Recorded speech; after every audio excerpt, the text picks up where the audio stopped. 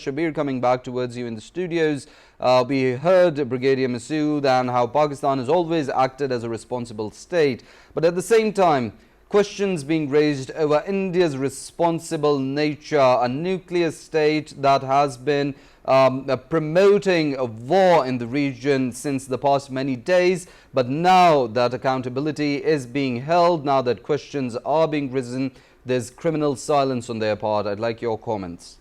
Yes, indeed it is a reality that a very criminal negligence on the Indian media side, because the Indian media is, as I was like I told you earlier as well, yes, that they are working hand in hand with the Indian government to manufacture narrative of false narrative of Indian government and promoting it for their public through anti-Pakistan sentiments and also war hysteria and warmongering perpetrated by them. But one very interesting fact I was just reading, that despite of all that, internal voices within Indian security forces are now raising their concern about the preparedness of Indian forces to engage with Pakistan in any military engagement between the two nuclear neighbors, because a very interesting fact came out that during last 30 years 550 Indian aircrafts fighters, they were like crashed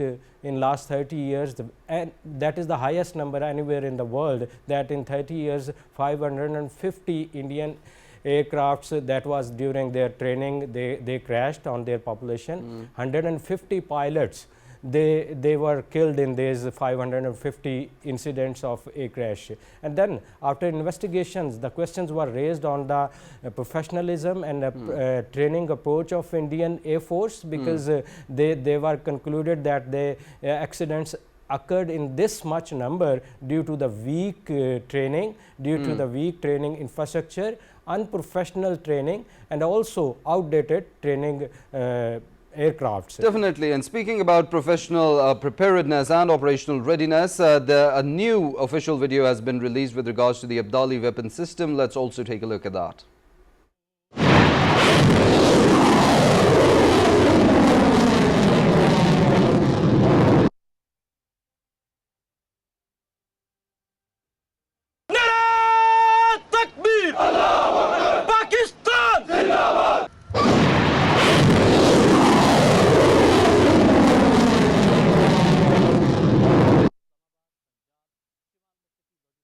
A 450-kilometer surface-to-surface missile in a display of military might and operational readiness. The Pakistan Armed Forces, the Pakistani nation stands in unity, stands prepared to respond to any aggression or misadventure by the enemy, by the Indian side.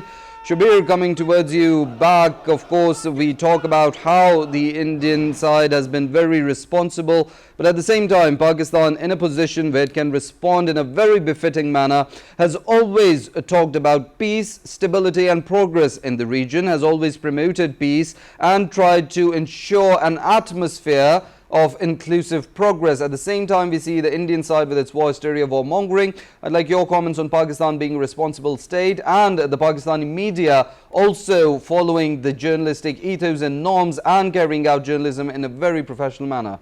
Indeed, and this has not been claimed by Pakistan, but has been acknowledged by the world community.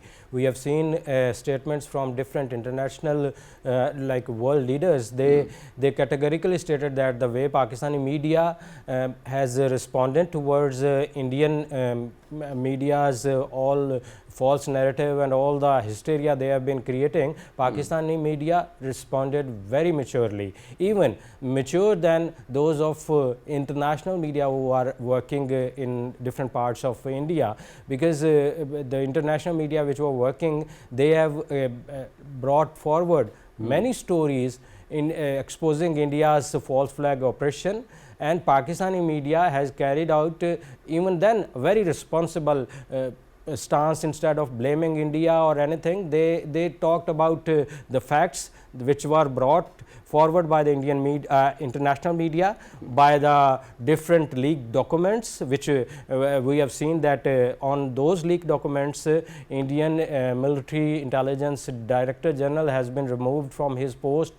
Lieutenant General D.S. Rana, he has been removed from his post due to those leaked documents. So that also verify the authenticity of those documents, which categorically stated that Pahalgam was a false flag operation, number one.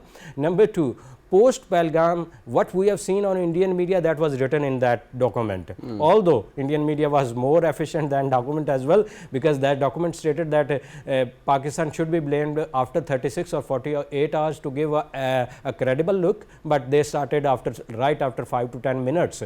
So that is one of the reason that resulted in exposing by Indian narrative by the international media firstly, then these documents confirmed.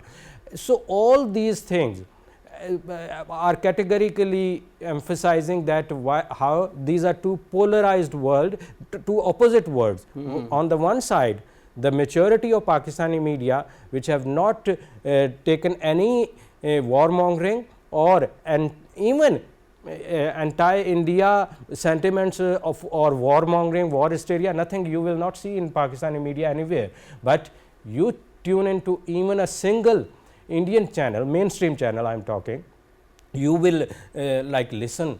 They are not talking sense. They are talking in loud voices. They think that logic or logical comments or arguments are not important. Loud voices are important. So you will see that they are speaking in loud voices. They are speaking anti-Pakistan narrative. They cannot even listen. Even the example of this, they are banning all those Pakistani participants in their talk shows who talk sense. One day they invite a participant when they defend Pakistan's stance, and then they expose Indian lies.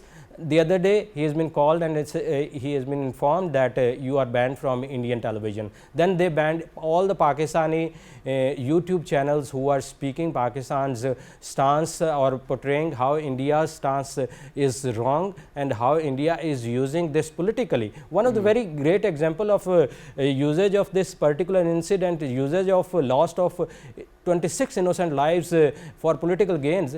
Modi was in Saudi Arabia on an official visit. He shortened that visit. He came back. Instead of going to Pahalgam area or going to the incident area, he immediately went to Bihar for election rally. So it itself showed that why they have conceived it and why they have perpetrated this false flag operation.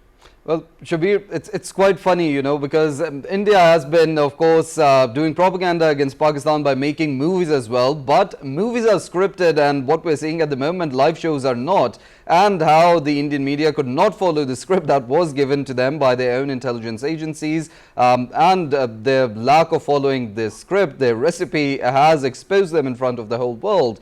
Of course, a very interesting situation that we're seeing, and how I think the world community needs to make India, the Indian media, answerable, as we're living in these times. Misinformation is a very big issue being faced by the world. The United Nations, the world community, it is all has developed consensus on countering this issue. But when we see this Indian media stands exposed with its misinformation campaigns in front of the whole world, do you think the world community could do much to, of course, curb this misinformation that is emanating from India? Indeed. If you remember, a few years back, EU Disinfo Lab has been unearthed by the European professionals, and then it was reported that hundreds of platforms under the EU Disinfo Lab was being used to propagate false information across the globe using used by Indian intelligence agencies, and they have been involved in perpetrating Indian stance, false narrative against Pakistan, and also using that particular Disinfo Lab for almost 109, more than 190 different platforms in across the globe. They are using not only against Pakistan, but also different European countries, different Western countries, and different other countries for only false promote false narrative and also manipulating narratives in those countries.